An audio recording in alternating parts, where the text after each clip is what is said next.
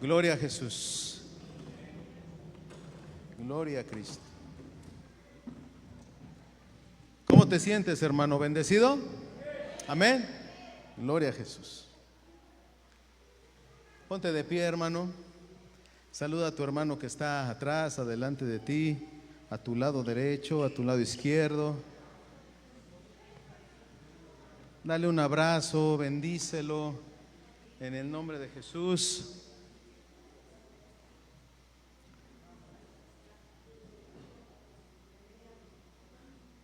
Para Él es toda la gloria, toda la alabanza. Hermano, gracias. Gracias, hermano. Bendiciones. Ya que acabes de saludar a tu hermano, acompáñame con tu Biblia, por favor. Vamos al Evangelio de Mateo. Al Evangelio de Mateo en el capítulo 19, versículo 4 al 6. Cuando encuentres el texto, hermano, da gloria a Dios, glorifica al Señor. Hoy venimos a alabarle, exaltarle, a reconocerle, como decían mis hermanas, por todo lo que Dios ha hecho. De alguna manera, hermano, Dios ha actuado. De alguna forma Dios ha hecho algo en medio de nosotros. De alguna manera Dios ha estado presente en cada circunstancia y situación en la que nos encontramos. ¿Sabes por qué, hermano? Porque Dios es bueno. Dios es bueno. Gloria a Jesús. ¿Ya tenemos todos el texto, hermano? Si ves que alguien no tiene Biblia, acércate con él para que leamos todos la palabra del Señor. Si ves que no tiene, hermano, no encuentra el texto, ayúdale para que todos, hermano, estemos viendo y declarando lo que dice la palabra del Señor. Hoy quiero, hermano, hacer mención acerca de este mensaje. Se llama Todo es contra la familia. Todo es contra la familia. Y vamos a ver por qué, hermano. Dice la palabra del Señor ahí en Mateo capítulo 19, versículo 4 al 6, dice: Él respondiendo les dijo: ¿no habéis leído que Él los hizo al principio varón y hembra los hizo? Y dijo: por esto el hombre dejará padre y madre y se unirá a su mujer, y los dos serán una sola carne. Así que no son ya más dos, sino una sola carne. Por tanto, lo que Dios juntó, no lo separe el hombre. Amén, hermano. Vamos a orar, cierra tus ojos. Bendito Padre y Dios eterno, coro, vare, care, banda, reba, cara, banda, ramasai. Gracias te damos, Señor Jesús, por tu maravilloso amor y tu presencia. Bendice la vida de tu pueblo, fortalece nuestros corazones. Danos, Señor Jesús, fuerzas. Quita el cansancio físico. Trae descanso para nuestro cuerpo, Señor, para nuestra alma, Señor. Hoy venimos y nos sentamos delante de ti, mi Dios, para darte la gloria, la honra, la alabanza, Señor, y el honor que tú te mereces. Gracias, Señor Jesús, porque tu palabra habla de todos los temas, Señor, que rodean la vida del ser humano. Y hoy estaremos, hermano, Señor, tocando este tema en el cual, bendito Dios, estamos, Señor Jesús, alertas acerca de todo lo que acontece a nuestro alrededor. Gracias, Señor bendito, porque tu palabra es luz para nuestro caminar. Bendice nuestra vida, abre nuestro entendimiento y vista física, Señor Jesús, están atentos a lo que dice tu palabra. Gracias te doy, mi Dios, por todo lo bueno y grande que eres, en el nombre de Jesús. Amén. Toma tu asiento, hermano. El Salmo 133, fíjate, hermano, tiene dos aplicaciones el Salmo 133. Mirad cuán bueno y cuán delicioso es habitar los hermanos juntos en armonía. Es como el buen óleo, dice la palabra del Señor, que desciende sobre la cabeza y la barba de Aarón y baja hasta el borde de sus vestiduras. Y este salmo, hermano, tiene dos aplicaciones. El primero, hermano, es para la iglesia. La iglesia, entonces, hermano, es representada en el Salmo 133. Pero, hermano, también es representativa este texto acerca de lo que es la familia. Y hoy vamos a ver, hermano, un punto bien interesante, hermano. Todo es contra la familia, iglesia. Y es que, hermano, nosotros debemos aprender a ver las cosas que rodean o el entorno que se está suscitando alrededor nuestro. En la semana, hermano, como por ahí del lunes, martes, veía yo una publicación que subieron, unas noticias, hermano. Esa noticia decía, días después, vi que Ricardo González también lo subió, el hijo de nuestra hermana Neti, y esa noticia decía así, que una persona dijo que si junio es el día o el mes del LGTB y todo lo que falta, hermano, y también en junio se festeja el Día del Padre, debería más bien, fíjate, decía él, de festejarse el día del LGTB en vez del Día del Padre. Y me llamó mucho la atención, hermano, porque hay una tendencia, y lo vamos a ver más adelante, en donde la imagen paterna, hermano, está tratando de ser eliminada entre la sociedad. Y vamos a ver por qué, hermano.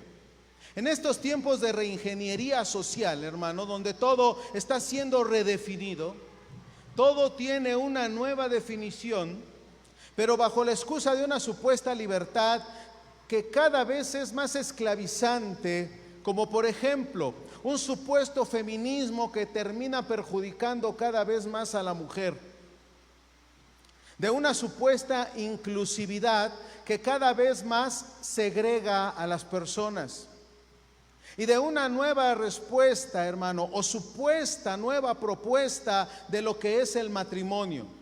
Nosotros acabamos de leer aquí en Mateo cómo Dios ha establecido el orden de lo que es el matrimonio. Y te hacía yo mención, hermano, acerca del Salmo 133, cómo muestra la aplicación de la familia, pero también la aplicación de la iglesia.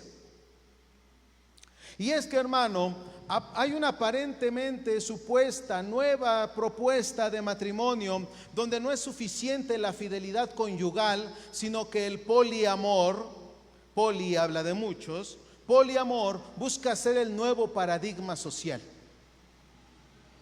Ahora, ¿por qué el querer destruir el concepto de matrimonio en esta possociedad, hermano? Y es que existe, hermano, un sector muy fuerte, lo podríamos llamar un sector muy poderoso, hermano, de la sociedad, que le resultaría muy estorboso que exista el modelo tradicional de la familia. ¿Cómo, hermano? Precisamente a través del feminismo, a través de la inclusividad y a través de la nueva propuesta del matrimonio. Gracias, mi hermano. ¿Por qué, hermano? ¿Por qué les estorba este modelo tradicional de la familia? Y es que eso para ellos impediría el poder dominar al individuo y hacerlo esclavo del Estado y del mercado.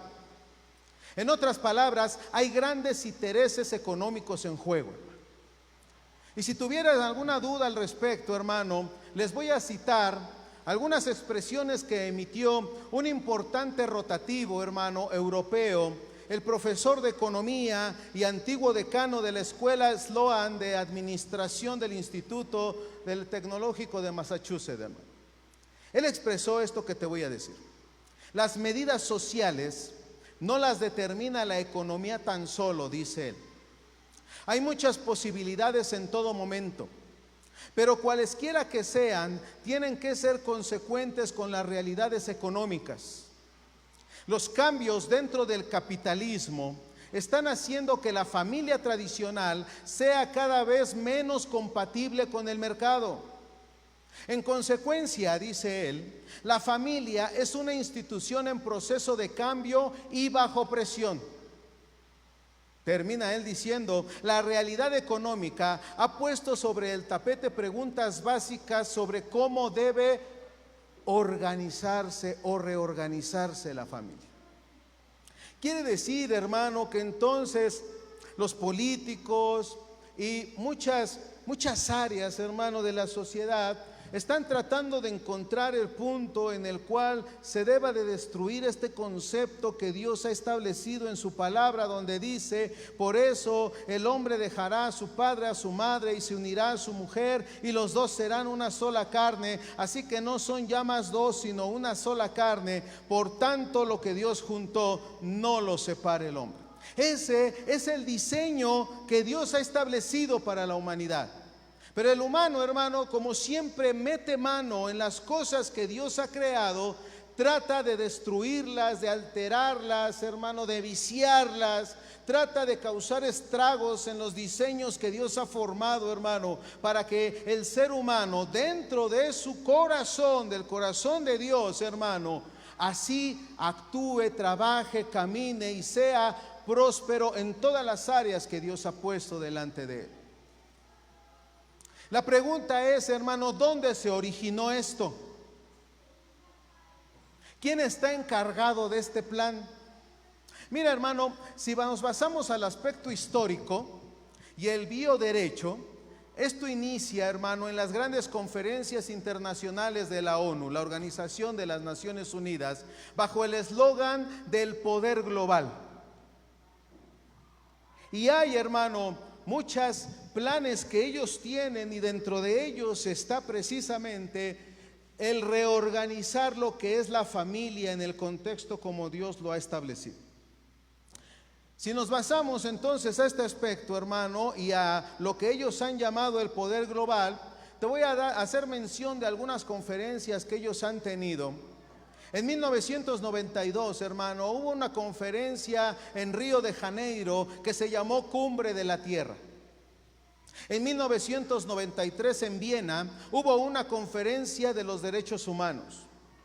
En el Cairo, en 1994, hubo una conferencia de población y desarrollo. Y ahí están, hermano, poco a poco tramando lo que va a ir sucediendo. En Pekín, en 1995, hubo una conferencia sobre la mujer. En Copenhague, en el 95 también, hubo una conferencia del desarrollo social. En Estambul, en el 96, hubo una conferencia sobre hábitats humanos. En Roma, en el 96, hubo una cumbre alimentaria mundial. En Nueva York, en el año 2000, hubo una cumbre del milenio. En el 2001, en Durban, hubo una conferencia contra el racismo y la discriminación. En el 2002, en Johannesburgo, hermano, hubo una cumbre sobre el desarrollo sustentable. ¿Sí notaste las conferencias de qué trataron? Lo voy a resumir: de la tierra, el lugar donde habitamos. La segunda fue sobre los derechos humanos. Cada quien tiene derecho de muchas cosas. Después sobre la población y el desarrollo. Somos muchos. Somos tantos que ya es incapaz de que la economía pueda sostener a toda la humanidad. Después se da una conferencia sobre la mujer. Y empiezan a crecer esas infinidad, hermano, de expresiones de la mujer empoderada. Después hay una conferencia del desarrollo social, una conferencia sobre hábitats humanos, cómo debemos de vivir los seres humanos en este mundo que Dios nos ha dado. Después hay una cumbre alimentaria en Roma. Es incapaz que se pueda sostener y sustentar a toda esa humanidad porque ya somos bastantes. Después viene una cumbre del milenio. Vamos a hacer algo que cambie y que sea transformador, innovador y renovador dentro de poco tiempo en adelante, para que puedan todos tener los beneficios de los derechos humanos. Se da la conferencia contra el racismo y la discriminación, y después, hermano, una cumbre sobre el desarrollo sustentable. Hermanos, este proyecto totalitario intenta dar una respuesta única y universal a todas las cuestiones que se pueden plantear a los seres humanos mediante la colonización de las inteligencias y la espiritualidad. Hermano, la religión está teniendo tal impacto, hermano, que quiero comentarte, hermano, que a lo mejor no lo sabemos o a lo mejor sí lo sabemos. El problema que tiene Rusia en su guerra contra el otro país, hermano, es un problema religioso. No es de espacio territorial, es un problema religioso. Esto ha acontecido a lo largo de la historia en años anteriores, pero no nos lo han hecho saber porque son proyectos gubernamentales. Ha sucedido en China, ha sucedido en Pakistán, han sucedido en infinidad de lugares, hermano, en donde está precisamente el problema religioso. Los fuertes quieren imponer la religión y desaparecer ciertas creencias alrededor del mundo. Ahora para la ONU, hermano, nosotros empezamos a hacer un estorbo. Mediante sus planes y proyectos que ellos tienen, nosotros a través de la verdad bíblica venimos a hacer un estorbo para ellos. Ellos mismos lo han confesado en sus conferencias. Todo está bien, el único que nos estorba es el cristianismo, porque estamos en contra de todo lo que ellos están planeando hacer, hermano.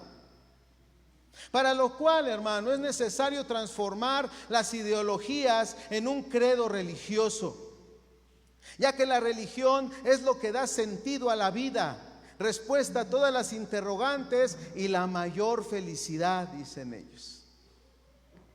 Así de bien lo expresa también el ingeniero industrial y teólogo, hermano, Daniel Iglesias. Y dice así: pero ¿por qué atacar el modelo tradicional? Hermano, todo se remonta a 1974. Les decía en la clase, a veces lo histórico es tedioso, pero nosotros debemos de informarnos acerca de lo que está aconteciendo.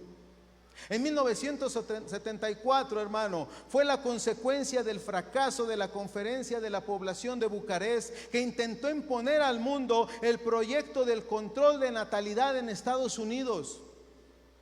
Además de enumerar medidas demográficas para disminuir los nacimientos entre varios países, Brasil, México, India, Pakistán, etcétera, muchos países que estábamos creciendo en enormidad, hermano, que ya no cabíamos. Incluso se mencionaba cuál es la ciudad más poblada del mundo, el Distrito Federal en aquel tiempo, decían, porque no había un control de natalidad. Entonces, si tú te acuerdas, hermano, empezó en el Seguro Social y en esas clínicas de salud. No, protéjanse, no tengan hijos, no tengan tantos hijos. Empezaron así, hermano, aquí en México, porque querían ya empezar a tener control acerca, hermano, de lo que es la natalidad. Y ellos, hermano, han trabajado con 3 objetivos específicos, que para ellos son estrategias: disfrazar las políticas de control de natalidad bajo la capa de los derechos humanos del individuo o de la propia pareja. Tu cuerpo, tu derecho. Puedes abortar, la ley te lo permite. Tu cuerpo, tu derecho. Segundo, cambiar los patrones culturales de los pueblos, incluidas las creencias religiosas.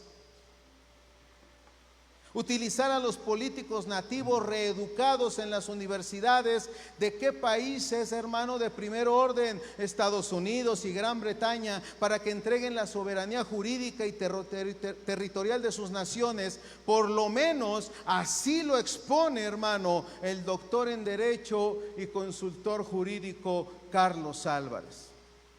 En síntesis, hermano, el sustituir el modelo de la familia tradicional heterosexual entre hombre y mujer por uno homosexual le garantiza una reducción de población. Pues sí, hermano, hombres y hombres no pueden tener hijos, mujeres y mujeres no pueden tener hijos. Por eso están dándole fuerza a ese modelo y han permitido todas las leyes que ellos hagan su vida como si fuera un matrimonio civil, hermano, como una costumbre natural en la sociedad, porque ellos no pueden reproducirse. Pero pueden adoptar. Bueno, adoptan y entonces empiezan a creer los niños con esas mismas ideologías que tienen las parejas del mismo sexo. Y entonces, si ellos adoptaron un niño, cuando crezcan, ¿qué van a decir? Pues igual que mis papás. Y no va a haber reproducción. Y están trabajando continuamente en eso, hermano, para que entonces, hermano, llegue un momento en el que por obvias razones las personas del mismo sexo, como no se pueden reproducir, entonces, hermano, garantizará una reducción en la población. Qué tremendo, ¿verdad, hermano? Y recordaba yo mientras estábamos haciendo esto que Apocalipsis dice, y en aquel tiempo todavía nacerán niños de mujer. Ay, hermano, esto es tremendo. ¿Sabes por qué? Porque la Biblia en Apocalipsis está diciendo que será tan escaso, hermano, el nacimiento de niños de mujeres, que lo explica como una manera sorprendente, que al final de los tiempos aún estarán naciendo niños de mujer. La palabra del Señor, hermano, es real. Y si hizo esa expresión en Apocalipsis, es porque entonces este plan, hermano, que estamos explicando hoy, empezará a rendir un fruto, hermano. Empezarán a crecer más, a abundar más, hermano, de tal manera que entonces ya no va a haber, hermano, o van a ser muy escasos los nacimientos de matrimonios heterosexuales. A lo mejor es difícil de comprender, hermano, pero la verdad es que nosotros estamos viviendo un tiempo muy esencial, hermano. Y es que nosotros debemos de llevar, hermano, presente las enseñanzas que la Biblia nos da. Por eso Dios hizo varón y hembra, hombre y mujer. Y dijo que dejarían a su padre y a su madre y se unirían, y ya no serían más dos sino uno. Y después les dijo: crezcan y multiplíquense. Y los hizo señorear por sobre todas las cosas, hermano, que había creado. Ese diseño entonces ahora resulta que no es correcto, porque según las ideologías debe de sufrir un cambio. Solo algo, hermano, no debemos olvidar: que en Génesis, días antes de crear, hermano, a la iglesia, crea Dios a la familia. Y en Apocalipsis, la novia al casarse pasa de ser iglesia a ser familia. Imagínate, hermano, que para Dios es tan importante la familia que decidió que su hijo tuviera una en José, en María y en sus hermanos. El concepto de familia es extremadamente importante en la Biblia, tanto en sentido físico, hermano, como en sentido teológico. El concepto de familia viene y se introduce desde el principio, como nosotros lo vemos en Génesis capítulo 1, versículo 28. Y los bendijo Dios y les dijo: fructificad y multiplicaos, llenad la tierra y sojuzgarla, y señorear en los peces del mar, en las aves de los cielos y en todas las bestias que se mueven sobre la tierra. Y es que aquí, hermano, encontramos el diseño que Dios ha creado para que nosotros podamos conocerlo a través de su palabra. El plan de Dios para la creación, hermano, era que los hombres y que las mujeres se casaran y tuvieran hijos, así de sencillo. Y es que un hombre y una mujer formarían una unión de una sola carne a través del matrimonio, Génesis 2:24. Y ellos, hermano, todos los que tenemos nuestros hijos, nos convertiríamos en una familia. El diseño de Dios es impresionante, hermano. El fundamento esencial de la sociedad humana es la familia. Ese proyecto que te mencionaba anteriormente está tratando de destruir o de deconstruir este diseño que Dios ha marcado en su palabra. Y es que, hermano, también vemos desde el principio que los miembros de la familia deben de cuidarse mutuamente. Estamos hablando de una familia natural. Los miembros de la familia deben de cuidarse mutuamente. Fíjate, hermano, un día en la historia del inicio en Génesis, llega con una pregunta a Dios a Caín: ¿dónde está Abel tu hermano? ¿Cuál fue la respuesta de Caín? La respuesta de Caín fue frívola, hermano. ¿Soy yo el guardián de mi hermano? ¿Acaso yo debo de cuidarlo? La implicación, hermano, es que sí. Se esperaba que Caín fuera el guardián de Abel y viceversa. Pero no solo el asesinato de Caín a su hermano fue una consecuencia o una ofensa contra la humanidad en general, hermano. Fue una ofensa especialmente atroz porque es el primer caso registrado de fratricidio, hermano, que es el asesinato de un hermano. La Biblia, hermano, empezando a conocer cuál es el concepto que Él quiere, hemos visto primeramente, hermano, que esto ha nacido en el corazón de Dios. Hombre y mujer, cásense, multiplíquense, fructifiquen. Después, hermano, hemos encontrado que la Biblia nos muestra que los integrantes de una familia deben de ¿qué? De cuidarse uno al otro mutuamente. Después, hermano, vamos a ver que la Biblia tiene un sentido más colectivo de las personas y de la familia que el que se tiene en general con las culturas occidentales hoy en día,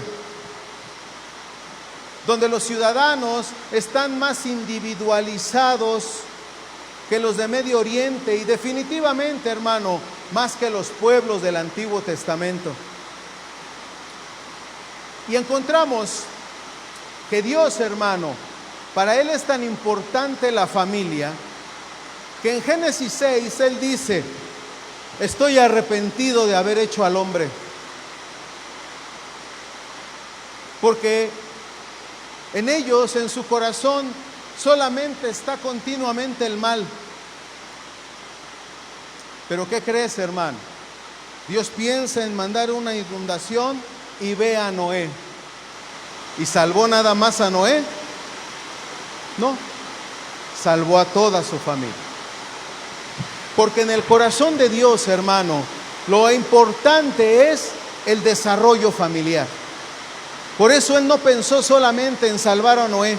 Él salvó a Noé, a su esposo, a sus hijos y a las esposas de sus hijos. En otras palabras, hermano, la familia de Noé fue salvada. Otro ejemplo es cuando Dios llama a Abraham de Harán, lo llama a él y a su familia. En Génesis 12 nos habla de ello. La señal del pacto con Abraham fue la circuncisión y debe de aplicarse a todos los varones de la casa de la persona. En otras palabras, hermano, el pacto de Abraham era familiar y no era individual. Y esto, hermano, te lo voy a decir bien en serio. David, el rey David, él sabía que su ministerio no era de él, sino de su familia. Así te digo a ti, pastor, a ti, ministerio, a ti, líder de la iglesia.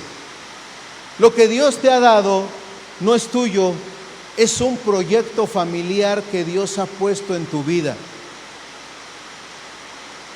Por eso nos ha dado pareja idónea.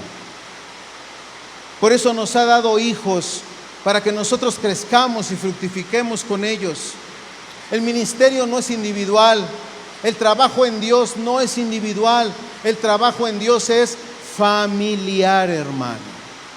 Familiar. Y tan importante, hermano, es para Dios la familia, que puede verse en las disposiciones del pacto que Él hizo con Moisés, cuando le entregó en Éxodo 20 los mandamientos. Por ejemplo, hermano, dos de los mandamientos de la ley tratan de mantener la cohesión, la unidad, la formación de la familia. Él dice así, mira, no tendrás dioses ajenos delante de mí, no te harás imagen ni ninguna semejanza de lo que está arriba en el cielo, ni abajo en la tierra, ni en las aguas debajo de la tierra. La idolatría, sí. Porque Él dice que si nosotros obedecemos sus mandatos, Él hace, dice el texto, misericordia a millares, a los que amamos y a los que guardamos sus mandamientos. Dios protege, hermano, la familia de una manera espectacular y lo da desde sus mandamientos. Él no quiere que nosotros tengamos dioses ajenos delante de nosotros. ¿Sabes por qué? Porque la esposa puede ir en una dirección y el esposo puede ir en otra dirección, y en otra dirección pueden ir los hijos. Debemos de ir, hermano, sobre la misma línea y el mismo camino, toda la familia. El quinto mandamiento, hermano, relativo a honrar a los padres, tiene como objetivo preservar la autoridad de los padres en los asuntos familiares. Dice el quinto mandamiento: honra a tu padre y a tu madre para que tus días se alarguen en la tierra. A ver, hijos, ¿quieren vivir mucho tiempo? Honra a tu padre y a tu madre. Respétalos. Hónralos, ámalos. La vida se va tan rápido, hermano. Estaba yo manejando el jueves, estaba por aquí, me acordé de mis padres. Miras cómo me dolió en mi corazón, y se lo expresé hoy a mi familia en la mañana. Ya no están y no los aproveché. La vida se va tan rápido, hermano. Nosotros debemos de hacer lo que dice la Escritura: honra a tu padre y a tu madre para que tus días se alarguen en esta vida, en esta tierra. Honrar a nuestros padres. El séptimo mandamiento, hermano, que prohíbe el adulterio, protege la santidad del matrimonio.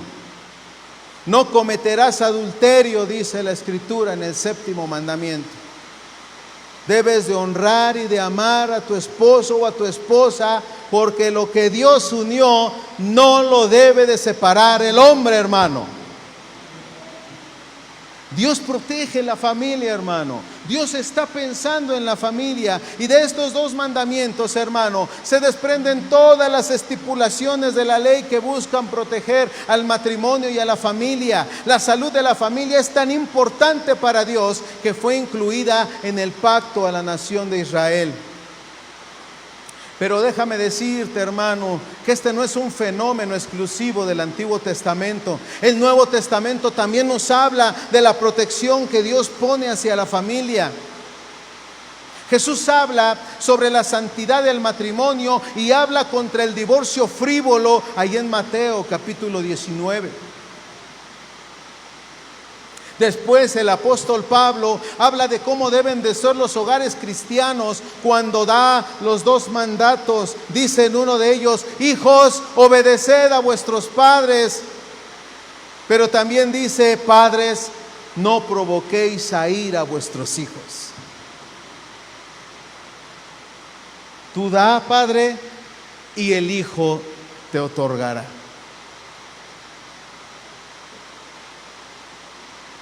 En 1 Corintios capítulo 7, hermano, encontramos cómo el cónyuge incrédulo es santificado a través del cónyuge creyente.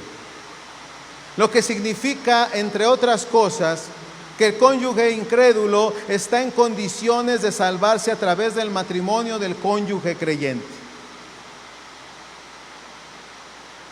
Esto a veces lo desconocemos, pero 1 Corintios 7, léelo, escudriñan.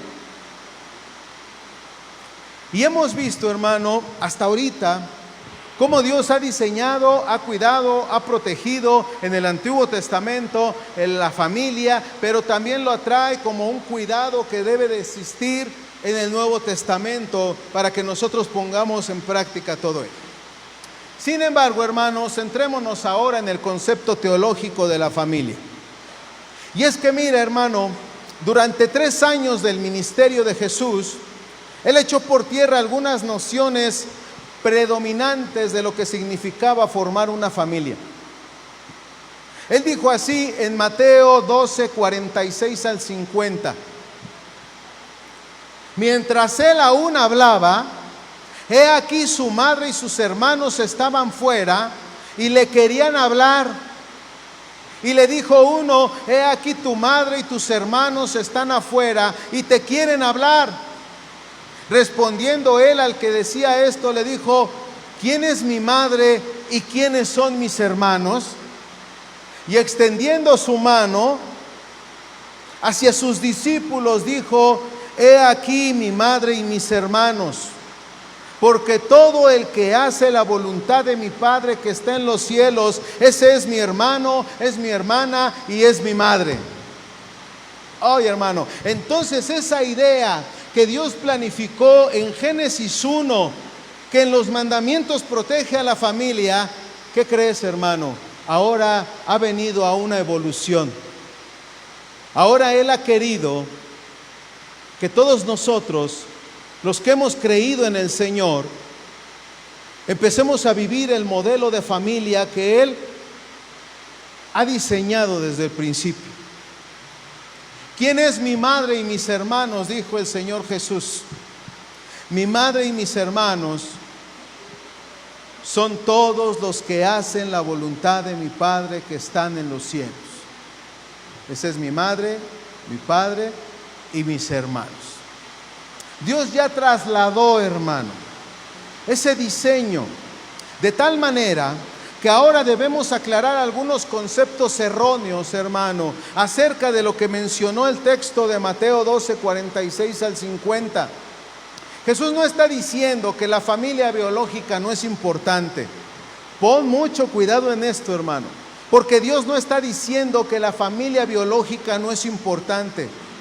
No está descartando a su madre y a sus hermanos. Lo que está dejando claro es un punto bíblico, teológico, de que en el reino de los cielos la conexión familiar más importante es la espiritual, hermano. Es lo que Él está diciendo, que la conexión, hermano, familiar más importante es la espiritual. Esta es una verdad, hermano, que se aclara explícitamente en el Evangelio de Juan, cuando el evangelista dice: mas a todos los que le recibieron, a los que creen en su nombre, les dio potestad de ser hechos hijos de Dios. Nos ha dado el derecho legal, hermano, la autoridad de pertenecer ahora a la familia de Cristo. Juan 1, 12 y 13. Y continúa el texto: los cuales no son engendrados de sangre, ni de voluntad de carne, ni de voluntad de varón, sino de Dios, hermano. Y todos nosotros hemos nacido por voluntad de Dios. Los paralelos, hermanos, son bastante claros. Cuando nacemos físicamente, nacemos con una familia física: papá, mamá, hijos. Pero cuando nacemos de nuevo, nacemos en una familia espiritual. Pablo usa el lenguaje y dice en Romanos 8:15 que somos nosotros adoptados para ser familia de Dios. Y cuando nosotros somos adoptados, hermano, a la familia espiritual de Dios, la iglesia, Dios se convierte en nuestro Padre. Jesús, hermano, Él lo ha declarado así en la Escritura: ya son mis hermanos, dice Él. Y esta familia espiritual no está vinculada por etnia, por género o por posición social, como dice Pablo ahí en Gálatas 3, 26 al 29.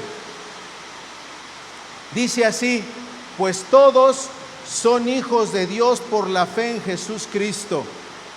Porque todos los que habéis sido bautizados en Cristo, de Cristo están revestidos.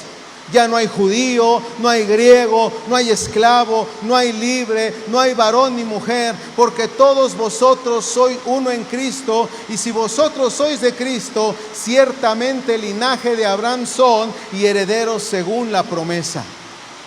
¿Viste, hermano? Ya no eres Constantino, ya no eres Vilchis, ya no tienes el apellido, hermano, sino que ahora nosotros todos somos de la familia de Cristo, hermano, y Dios no ve diferencia en ninguno de nosotros. Eso es, hermano, que nosotros, fíjate, tenemos ahora en esa bendición del traslado espiritual que Dios ha hecho de la familia, como Él ha creado desde un principio en Génesis. Ahora ha venido a ser familia la iglesia, pero con lazos más fuertes. ¿Sabes? Si te digo una cosa, si tu hermano te cae mal, ámalo, porque vas a estar con él eternamente, hermano. Si no soportas a tu hermano, ámalo, porque vas a estar con él toda la eternidad. Tenemos que tener, hermano, la claridad de la manera en la que Dios ahora nos ha formado como familia. A veces no soportamos alguna situación, pero yo te digo, cambia tu manera de pensar, porque todos nosotros vamos a vivir eternamente juntos con nuestro Cristo, hermano. Todos vamos a estar con Él. Y tenemos que tener, hermano, precisamente esa manera de pensar. ¿Qué dice la Biblia sobre la familia? La familia física es el pilar más importante de la sociedad humana, hermano. Y te digo de una vez, hermano, familias sanas, iglesia sana. Familia sana, iglesia sana. Porque si yo soy un amargado en mi casa, voy a traer mi amargura a la iglesia. Si yo soy un inconforme en mi casa, voy a traer mi inconformidad a la iglesia. El patrón no va a cambiar, pero si mi familia es sana, alegre, bendecida, se siente fructificada por el Señor, va a venir, hermano, y va a derramar, hermano, mieles del Espíritu sobre todos, hermano. Eso es real. La familia física es el pilar más importante de la sociedad humana. Por eso, hermano, todos esos planes gubernamentales están tratando de disolver el concepto familia. Como tal, hermano, la familia debe de cuidarse, de protegerse. Pero más importante que eso es la nueva creación que Dios está haciendo a través de su sacrificio, y hace que se componga la familia espiritual, la iglesia, lo que somos tú y yo, hermano, formada por todos nosotros que hemos invocado el nombre de Jesús como nuestro Señor y como nuestro Salvador, hermano, y que nos da entrada a la vida eterna en Cristo Jesús. ¿Sabes qué dice Apocalipsis 7:9? Tratándose de la familia, dice: de todas naciones, tribus y pueblos y lenguas. Y la característica que define a esta familia espiritual es el amor mutuo.